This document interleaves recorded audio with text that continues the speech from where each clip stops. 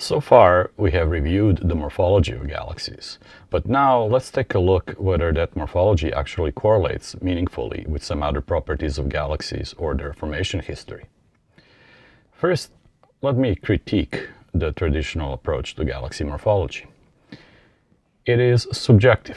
It is based on the appearance, visual appearance in particular wavelength. Traditionally, those would be blue light sensitive photographic plates. But now we have panchromatic view of the universe, and when you look at galaxies in different wavelength regimes, they look very different. And classification would presumably be very different depending on which wavelength regime was chosen. Now we happen to have chosen visible light, and in vicinity of visible light, if you look at bluer wavelengths, ultraviolet included, you'll be very sensitive to star formation. So galaxies will be clumpier, there'll be more strong features due to the regions of star formation. If you look towards redder wavelengths, which are not so sensitive to star formation but reflect the bulk of the old stellar population, galaxies would look much smoother than that. So there are three major problems with the traditional morphological classification of galaxies. First, it is subjective. It is based on just visual appearance, looking at things and deciding whether some galaxies have more open spiral arms or not. However, these days we can actually process digital images of galaxies and define in an objective, consistent fashion some of those structural parameters. The second problem is that it's superficial. It really is based on just visual appearance in particular wavelength regime and not on actual physical properties that we'd be interested in, such as galaxy mass, for example. A more modern approach is to use correlations and clustering of different Galaxian properties in parameter spaces, and thus objectively define galaxy families using those correlations. Finally, it is an incomplete classification.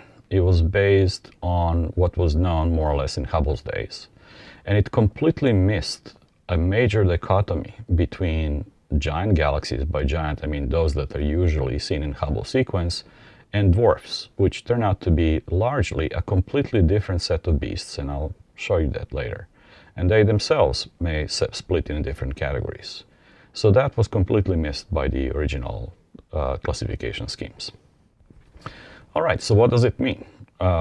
Properties of galaxies, including their appearance, are a product of their formative and evolutionary histories.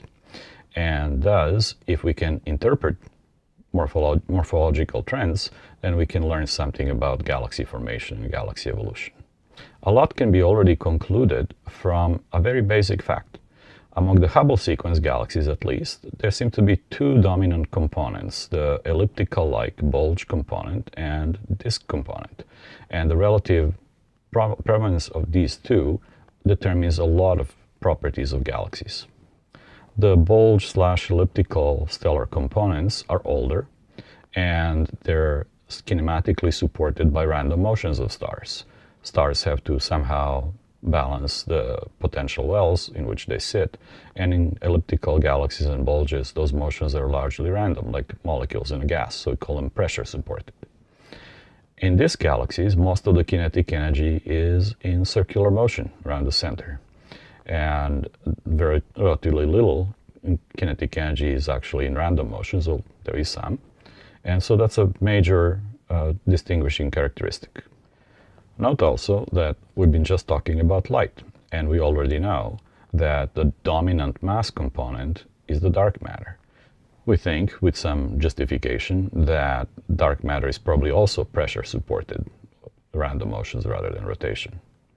And also, disks are certainly distinct kinematical age-type components, but spiral arms, which were used for original classification, may be largely ornamental. They are interesting patterns, but they do not seem to really correlate very much with anything else.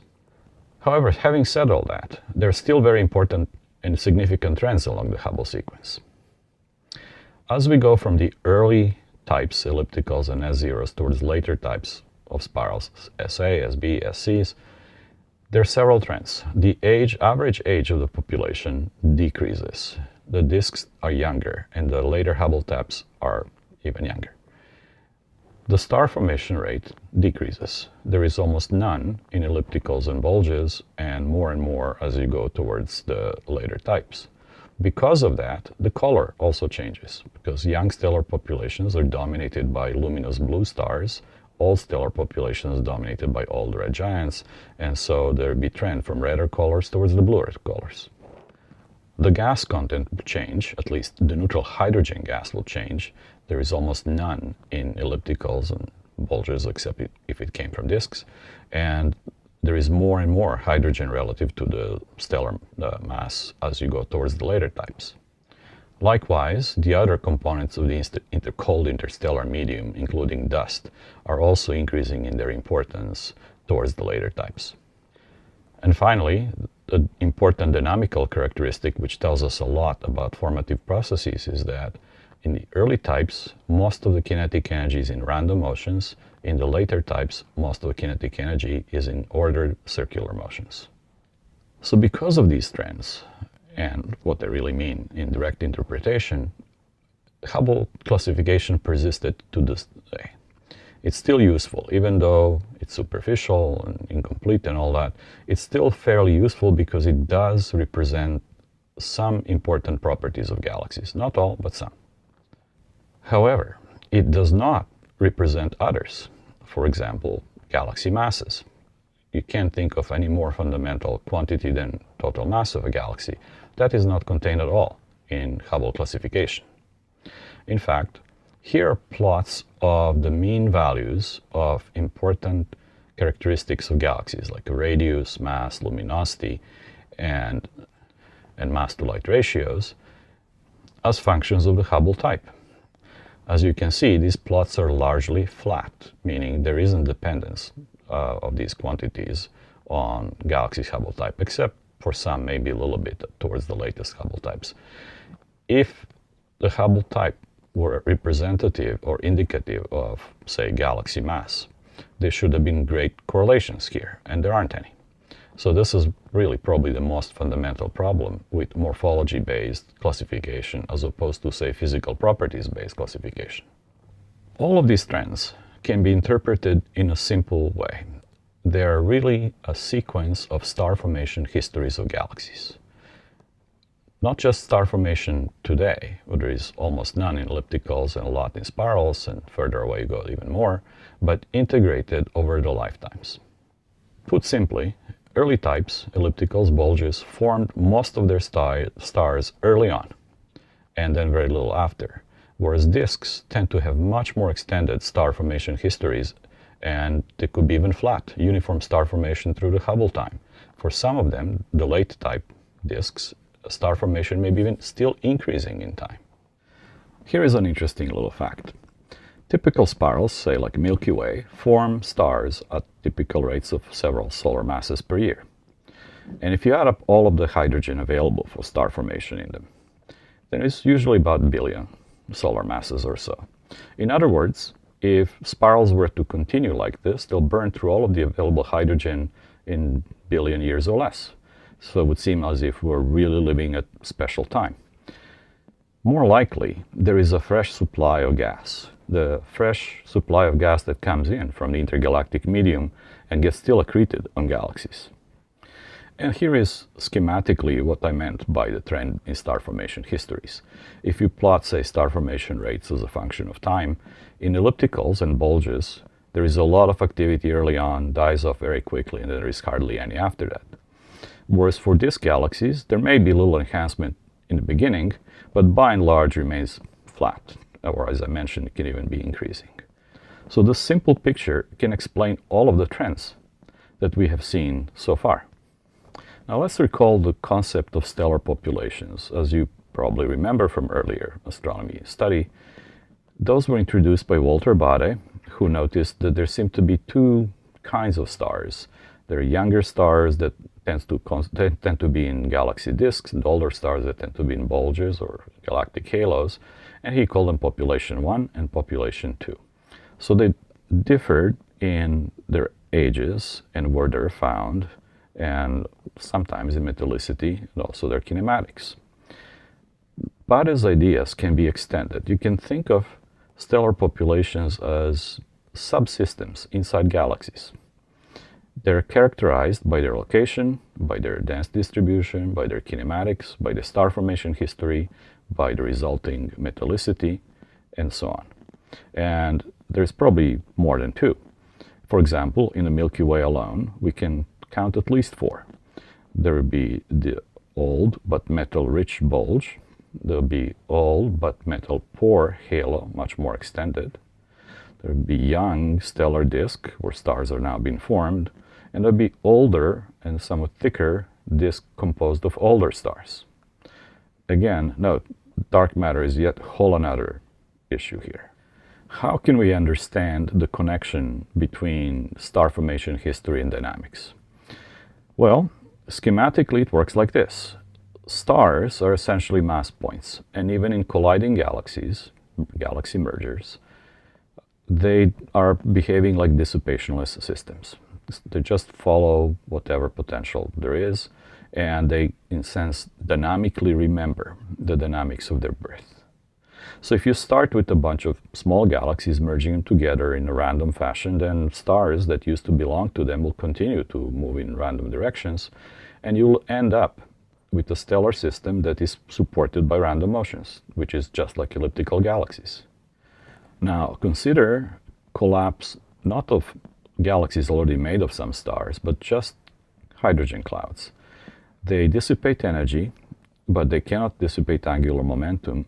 Therefore, they settle in the configuration that gives them minimum energy for the given amount of angular momentum, which is a flat, thin, rotating disk. Now they make stars.